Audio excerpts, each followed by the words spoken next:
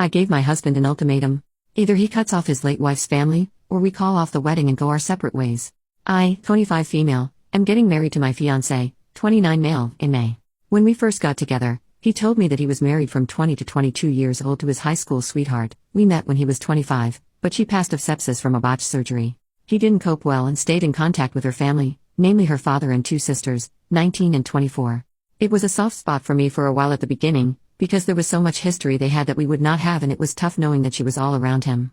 I never told him and decided to work through it on my own, especially with the fact that he would often spend time with her family during our relationship. Her birthday, their anniversary and anniversary of her death, he'd spend the day with her family. It was uncomfortable at first knowing the man I loved was reminiscing about love he had with someone else, but I kept trying to see it from his perspective, and the last couple years I am completely secure in our relationship, and it doesn't bother me much anymore. Well, he proposed this time last year and I was over the moon. I love this man with all my heart, but I recently learned that he never told them that we got engaged. I've been trying local coffee shops the past few months rather than my usual run and tried a new one. His late wife's sister worked there, and other than being awkward, she did a double take of my engagement ring and looked really unhappy. I didn't mention it and left. My fiancé told me that she kept messaging him on social media about it, and I wasn't happy that he kept it a secret. He apologized and was very depleted by it all. He said that he didn't want to hide me, but he didn't want to hurt them either, and that both of us were a huge part of his life. I understand that and let him off the hook slightly, just told him to be upfront with them from now on. That was that. At least so I thought. A week ago, on Sunday, I got a message from the 24-year-old asking if I was happy with myself, that I would never replace his late wife, and that if she was still alive he'd choose her over me every time. She even said that he only kept me around for my money and something to stick his schlong in. I ignored it, but I can't say that it didn't affect me. When you're in my position, all these points are ones you have to work through, and it's not easy to get over those insecurities. It feels like a knock in the teeth when they're used against you. I mentioned it to him and he comforted me and reassured me. He said he'd set boundaries with her, I'd never have to hear from her again. Fine by me. That was until I found my car with "whore" and "grave robber" smeared in red paint on the side of it. I had saved for this car for a year and it was expensive, very expensive. The tires were slashed and the windows cracked. I asked the store a few doors down for their CCTV camera footage of that night, but it was blurry and didn't catch much. It did manage to catch half a license plate though, and the color and make of a car. It was his late wife's youngest sister's car. I told him I was filing a police report and he asked me to hold off until he talked to them first. I told him no, but I would if they paid for the damages and apologized to my face. He set up the meeting for last night and it didn't go well, to say the least. Everyone was shouting. The sisters told me they, yes both of them, had nothing to be sorry for and that I should leave their family alone, including my fiancé and their family. He told them that it wasn't fair to him to be lonely forever and that he'd hoped they'd be supportive of him finding love again.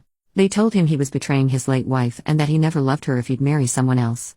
They didn't have a problem with him having a new girlfriend because he'd realize she was the only one for him and get tired of me. Now that hadn't happened, they were putting their foot down. The youngest told him to tell me that they were right and that he'd never love anyone like his late wife.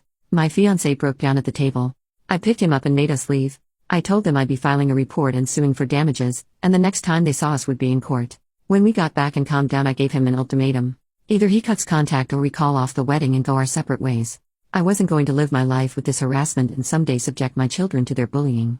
He said they would never bully a child, but I shot him down and said he didn't expect any of this either. He called their father, who was fairly chill about it all but still defending his daughters.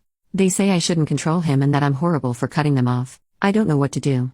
I can't live like this, and I don't think I should have to just because we're getting married.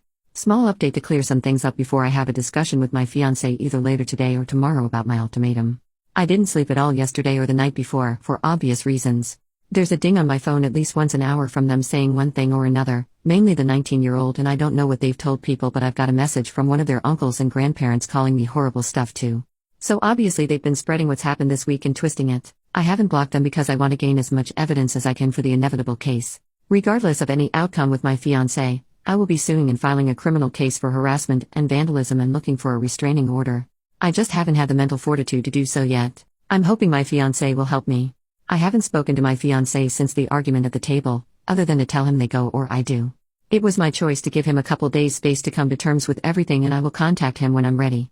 All of this, from the first message till now, has been a week. It's a huge weight to contemplate leaving people you've known for 15 years and who you grew up with. He did set hard boundaries with a sister from the coffee shop, as I've seen the messages. He said, paraphrasing, "You have no right talking to my fiancé at all if this is how you're going to behave. She doesn't deserve this and you've gone too far. Why are you being like this?"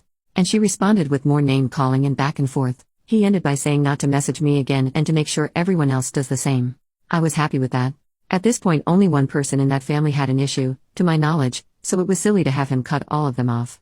It may not be enough for some, but it was enough for me to feel safe and comfortable. For those saying he needs therapy and counseling, he's already getting it. He's been getting it since before we even started dating after an incident at work. I don't know about any of their family though. The first time I had a conversation with any of them was that night. Some people are wondering what his late wife died of, and it was a botched weight loss surgery where she died of sepsis. People were wondering if he was somehow the reason behind the surgery, hence the family's insane reaction, but he was not in the slightest. He likes bigger women and wouldn't pressure something like that onto her, speaking from experience. I also want to clear up the not calling the police about the car thing. It was entirely my idea to not file charges in exchange for a face-to-face apology and damage payment. He only wanted me to wait so that he could talk to her to see if she regretted it, and then have her father pay the damages. At the time, we thought it was just the 19-year-old that smashed up my car, not both daughters. Neither of us wanted to ruin her life. When I found out it was both of them, it was full steam ahead. Thank you all for your messages, and hopefully I'll have a positive update for you tomorrow.